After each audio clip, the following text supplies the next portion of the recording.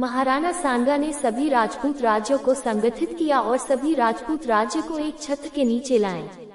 उन्होंने सभी राजपूत राज्यों से संधि की और इस प्रकार महाराणा सांगा ने अपना साम्राज्य उत्तर में पंजाब सतलुज नदी से लेकर दक्षिण में मालवा को जीतकर नर्मदा नदी तक कर दिया। पश्चिम में सिंधु नदी से लेकर पूर्व में बयाना भरतपुर ग्वालियर तक अपना राज्य विस्तार किया। इस प्रकार मुस्लिम सुल्तानों की 150 वर्ष की सत्ता के पश्चात इतने बड़े क्षेत्रफल हिंदू साम्राज्य कायम हुआ। इतने बड़े क्षेत्र वाला हिंदू साम्राज्य दक्षिण में विजयनगर साम्राज्य ही था। दिल्ली सुल्तान इब्राहिम लोदी को खातौली व बाड़ी के युद्ध में 2 बार परास्त किया और गुजरात के सुल्तान को हराया व मेवाड़ की तरफ बढ़ने से रोक दिया। बाबर को खानवा के युद्ध में पूरी तरह से राणा ने परास्त किया और बाबर से बयाना का दुर्ग जीत लिया। इस प्रकार राणा सांगा ने भारतीय इतिहास पर एक अमिट छाप छोड़ दी। 16वीं शताब्दी के सबसे शक्तिशाली शासक थे। इनके शरीर पर 80 घाव थे। इनको हिंदुपत की उपाधि दी गई थी। इतिहास में इनकी गिनती महानायक तथा वीर के रूप में की जाती है। 1519 में गुजरात और मालवा की संयुक्त मुस्लिम सेनाओं के बीच राजस्थान में गागरोन के निकट राणा सांगा के नेतृत्व में गागरोन की लड़ाई लड़ी गई थी। 5 राजपूत संघ की जीत ने उन्हें चंदेरी किले के साथ साथ मालवा के अधिकांश हिस्सों पर अधिकार कर लिया। सिलवाड़ी और मेदिनी राय जैसे शक्तिशाली राजपूत नेताओं के समर्थन के कारण मालवा की विजय राणा सांगा के लिए आसान हो गई। मेदिनी राय ने चंदेरी को अपनी राजधानी बनाया और राणा सांगा का एक विश्वसनीय जागीरदार बन गया।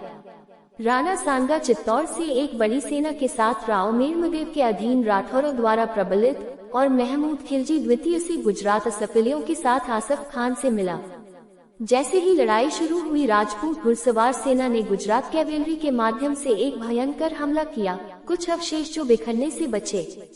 राजपूत घुड़सवार गुजरात के सुदृढ़ीकरण को पार करने के बाद मालवा सेना की ओर बढ़े।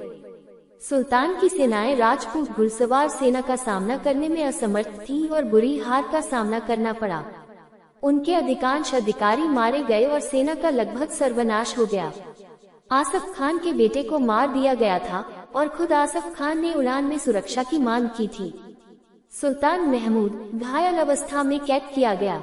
मालवा में जीत और हिंदू शासन को बहाल करने के बाद सांगा ने शाहपुर क्षेत्र के हिंदुओं से जजिया कर हटाने का आदेश दिया।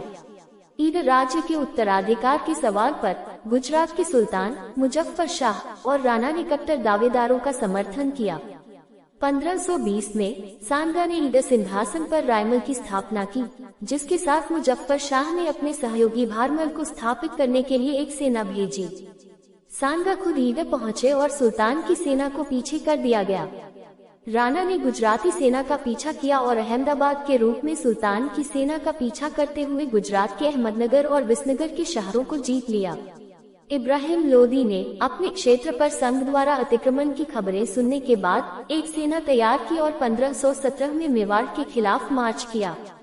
राणा अपनी सेना के साथ राणा लोदी की सीमाओं पर खतौली में लोदी से मिले और खतौली में आगामी लड़ाई में लोदी सेना को गंभीर चोट लगी। लोदी सेना बुरी तरह परास्त होकर भाग गई। एक लोदी राजकुमार को पकड़ लिया गया और कैद कर लिया गया। युद्ध में राणा स्वयं घायल हो गए थे। मुख्य लेख: धौलपुर के युद्ध। इब्राहिम लोदी ने हार का बदला लेने के लिए अपने सेनापति मियां माखन के तहत एक सेना संगा के खिलाफ भेजी।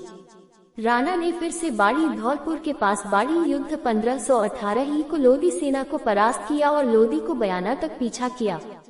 इन विजयों के बाद संगा ने आगरा की लोदी राजधानी के भीतर फतेहपुर सीकरी तक का इलाका खाली कर दिया। मालवा के सभी हिस्सों को जो मालवा सुल्तानों से लोदियों द्वारा कब्जा कर लिया गया था, को चंदेरी सहित संघ द्वारा रद्द कर दिया गया था। उन्होंने चंदेरी को मेदिनी